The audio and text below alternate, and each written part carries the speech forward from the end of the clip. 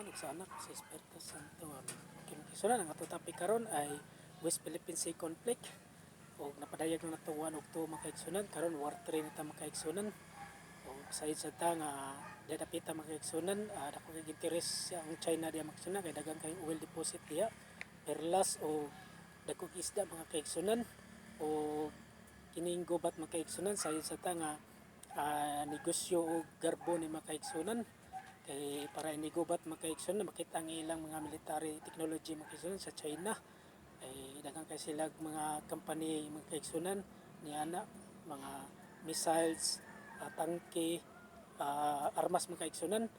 para makitaan sa mga ubang nasod makaigsunan mapalit dayon makaigsunan sa ilang armas billions of dollars makaigsunan na negosyo jud makaigsunan ginansya kay naagos sila puhunan na makaigsunan ilag yun ang paginansyahan makaigsunan makupa niya na makaigsunan ama na makaigsunan sa istorya makaigsunan nga sayod sa ta nga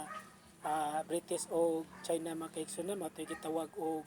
Opium War makaigsunan nagubat sila pag 1840 makaigsunan marunong kay British makaigsunan kay gamay ra kay silag military ipakatap pa nila opium makaigsunan ang China din nangahubog ang mga military makaigsunan gi-attack din nila pildi ang China makaigsunan mao tay gitawag og Opium War makaigsunan